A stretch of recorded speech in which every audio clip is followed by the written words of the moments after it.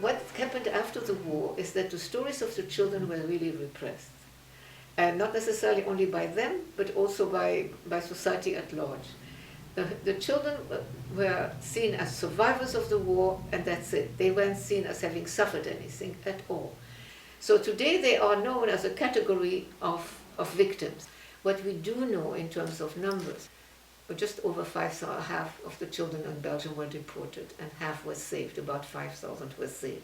Some were saved by networks of priests, especially in the south of the country.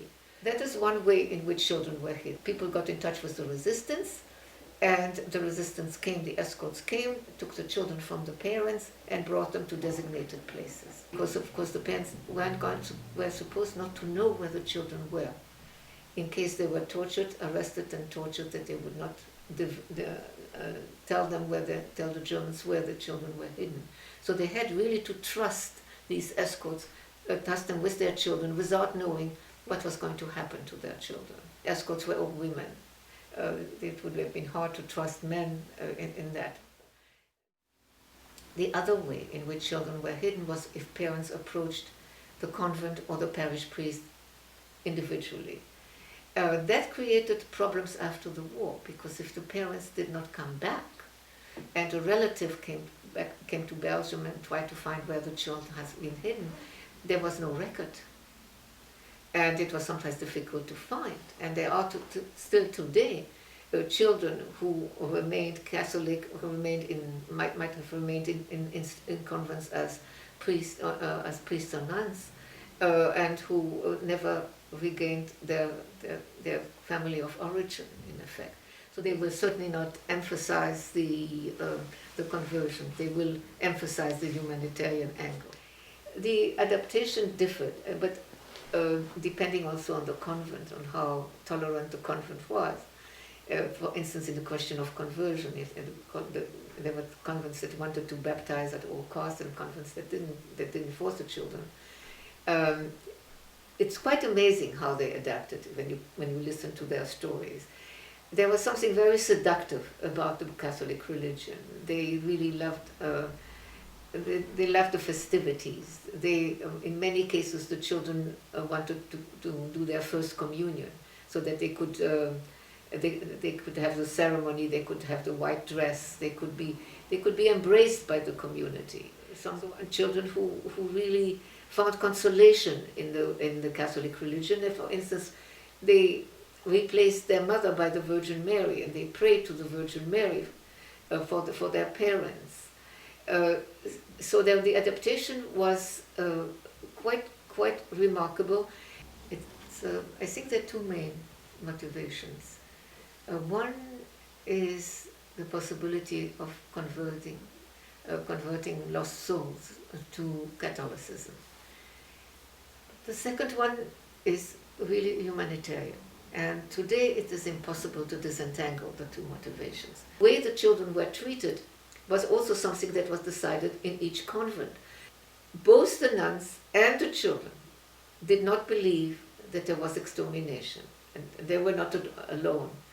Even the committee, people in the committee began to suspect it, but certainly the population at large had no idea. Neither did we in the Belgian Congo until the liberation, until the end of the war. The children were in the convent under the impression that their parents were coming back. And that was really very clear from a reaction of one student, of one interviewee, sorry, who said when she was really, the nuns wanted to convert her, and she said, "I will do what my sister will tell me to do." And the older sister said to the nuns, "When my parents come back, I will convert, but I promise them to stay Jewish until then. But when they come back, I will convert." And so the nuns stopped the pressure. But when they come back is the interesting part here, is the poignant part, because the children all really thought their parents were going to come back, and some of their feelings about the war were the worst for after, when they realized that they were actually had been orphaned. In one convent, for instance, the Mother Superior did not tell many sisters that they were Jewish children. She would tell them that they were Protestant children, for instance. They were passing as Protestant children, and they could not go to confession and to communion. And in other convents, all the nuns knew. So these are all individual stories. My name's Paulette Wren Dorflaffer, but first it was Corsia, and then it became Paulette Wren Wolf. And my family was from Spain, and then they went to Oran, Algeria, and then from there they went to Marseille, France. One of the strongest memories I have of my childhood was when I arrived here at 4 years old. Walking a couple of months later, I'm walking with my mother, and we're in South Orange, and we're by Seton Hall, and all of a sudden these 3 nuns are coming at me. I let go of my mother's hand and I run to the nuns and I hold on to their legs, and they're patting me on my head. Of course, they don't know what happened, and my mother's yelling, "Paulette, come back, come back." And then she comes and she explains to them how wonderful they were to me when I was in the hospital. My father's friend came to the restaurant at night and said to my father, "Yaya, you better be careful because the Gestapo is looking for you." And a few days after, my father was walking home to his apartment at night, and the Gestapo grabbed him and they pushed him into the convoy 52, and they drove him from Marseille to Paris, and then Camp Drancy is 45 minutes from Paris. And he stayed there for a while. Then they put him into the cattle car, and he went to the ghetto called Lublin in Poland, and he stayed there for a while. And then in March of 1943, he was gassed. And then May, my mother went to the hospital, and Paulette was born, me, May 8th, 1943, and brought me home. In 1944, I have to go to Marseille to the hospital. And my mother takes the bus every day to the hospital.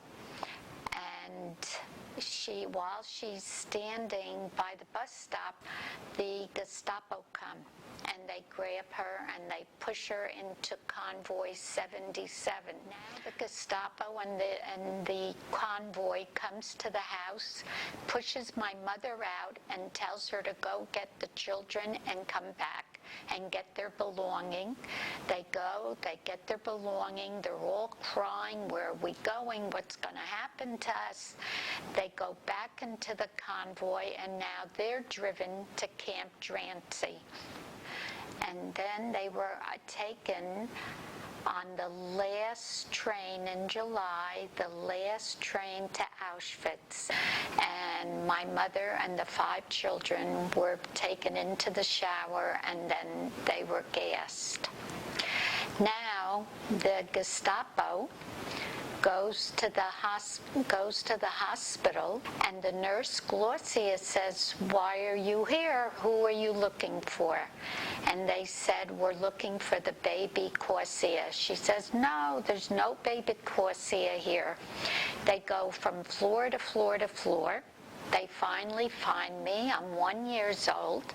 They wrap me up in a blanket, and they're walking, and the nurse is yelling, "No, no, no, this is my daughter." And they go out, and she's still yelling, "Give me back my daughter." And the Gestapo's walking, and then he stops short, and he looks right into her eyes, and he throws me at her. She catches me and runs inside the hospital, brings me underground where the nuns are. And the nuns are trying to stop me from crying. When I came to this country, my parents told me I'm Jewish, I'm from France, and I didn't have any more family. Then when I turned 21, my father said, "We have to go to the French embassy." I found out that my last name was Corsia, Korsia, and I was from Marseille. In 1971, I called the French embassy. I couldn't believe it. I go, what? I have family after 26 years. I couldn't believe it. A brother and two sisters. I was in shock. 1972. I went to France in February, and I arrived February 9th, the day I arrived to America. And I said, I don't know if I'm going to recognize them or not. It was very meaningful meeting the family.